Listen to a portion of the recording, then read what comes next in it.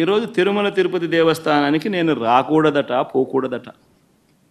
కారణం ఏమిటంటే నా మతమట. లడ్డూ పంచాయతీ. నా మతం మానవత్వం. నేను అన్ని మతాలని గౌరవిస్తాను. 4 గోడల మధ్య బైబిల్ చదువుతా. ఇంటి బయటికి వెళ్తే గుడికి మసీదుకు వెళ్ళి అందరినీ గౌరవిస్తా. ఏపీ మాజీ ముఖ్యమంత్రి వైఎస్ జగన్మోహన్ రెడ్డి చెప్పిన లేటెస్ట్ కామెంట్స్ ఇవి. హిందూ సాంప్రదాయాలను నేను అనుసరిస్తాను, గౌరవిస్తాను. ఇస్లాంను అనుసరిస్తాను, గౌరవిస్తాను. నా మతం మానవత్వం. తిరుమల కల్తీ లడ్డు నేపథ్యంలో తాను తిరుమలను దర్శించుకుంటానని చెప్పి రద్దు చేసుకున్న విషయం తెలిసిందే. ఈ నేపథ్యంలో జగన్ ప్రెస్ మీట్ పెట్టి ఈ విషయంపై కూటమి ప్రభుత్వాన్ని విమర్శిస్తూ ఆసక్తికర వ్యాఖ్యలు చేశారు. ఆయన మాట్లాడుతూ తనకి చిన్నప్పటి నుంచి లడ్డూ విశిష్టత తెలుసని, లడ్డూ టేస్ట్ స్మెల్కి గొప్ప విశిష్టత ఉందని, దశాబ్దాలుగా లడ్డూ తయారీ ఒకే రకంగా జరుగుతుందని, టీటీడీ టెండర్లలో ఎవరూ జోక్యం చేసుకోరని, అలాగే ప్రభుత్వానికి కూడా సంబంధం ఉండదన్నారు. ఇక్కడ ఎవ్వరు కూడా ఆయన పోవద్దని చెప్పలేదు. ర్యాలీలు, జన సమీకరణలు చేయొద్దని చెప్పాం. 6 నెలలకు ఒకసారి టెండర్ల ప్రక్రియ రెగ్యులర్గా జరుగుతూనే ఉందని, తప్పు చేసే ఆలోచన కూడా లేని వ్యక్తులే టీటీడీ బోర్డులో ఉంటారని గుర్తు చేశారు. అయితే టీటీడీ బోర్డులో తప్పు అనేది జరగదని, అలాంటి నియమ నిబంధనలు దశాబ్దాలుగా అమలవుతున్నాయని, తప్పు చేసే అవకాశం ఏమాత్రం లేని ప్రాక్టీస్ తిరుమలలో ఉంటుందని గుర్తు చేశారు.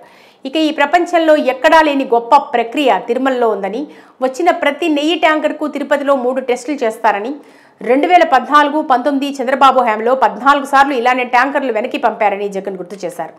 తమ హయాంలో 18 సార్లు వెనక్కి పంపామని, ఈసారి రిజెక్ట్ అయిన కంపెనీ సప్లై జూన్ 12 నుండి, అంటే కూటమి ప్రభుత్వం వచ్చాక మొదలైందన్నారు. టీటీడీ చరిత్రలో మొదటిసారి గుజరాత్లోని ఎన్డీడీపీ ల్యాబ్కి పంపారని, రిజెక్ట్ అయిన ట్యాంకర్లు వెనక్కి పంపి కంపెనీని బ్లాక్ లిస్టులో పెట్టారన్నారు. మొత్తంగా రాష్ట్రంలో ఎప్పుడూ చూడని రాక్షస రాజ్యం కూటమి ప్రభుత్వంలో నడుస్తుందని, దేవుడి దర్శనానికి వెళ్తుంటే అడ్డుకునే ప్రయత్నాలు దేశంలోనే ఎక్కడైనా జరిగి ఉండవని రాష్ట్ర ప్రభుత్వాన్ని జగన్ విమర్శించారు. ఏ మతము అని చెప్పకపోతే గుడిలోకి ఎంటర్ కాకూడదు అని అంటా ఉన్నాం. సెక్యులర్ దేశం అని చెప్పుకుంటా ఉన్నాం. అనంతరం సీఎం చంద్రబాబు జగన్ చేసిన వ్యాఖ్యలకి కౌంటర్గా మాట్లాడుతూ తీవ్ర స్థాయిలో విమర్శించారు. సచివాలయంలో మీడియా సమావేశం ఏర్పాటు చేసి జగన్ చేసిన వ్యాఖ్యలను తిప్పికొట్టారు. జగన్మోహన్ రెడ్డిని తిరుమలకు వెళ్లొద్దని ఎవరూ చెప్పలేదన్నారు. ర్యాలీలు, జన సమీకరణలు చేయొద్దని అంతే చెప్పామని, వారిని తిరుమలకు వెళ్లొద్దని ఎవరైనా నోటీసులు ఇచ్చారా అని ప్రశ్నించారు. మీరు పోకుండా మీరు కారణం మీరు ఎత్తుక్కుంటూ కావాలని బురదేసే కార్యక్రమాన్ని చేస్తూ, తిరుపతిలో పోలీస్ యాక్ట్ 30 అమల్లో ఉందని, ఎలాంటి అవాంఛనీయ ఘటనలు జరగకుండా జాగ్రత్తలు తీసుకున్నామని వెల్లడించారు.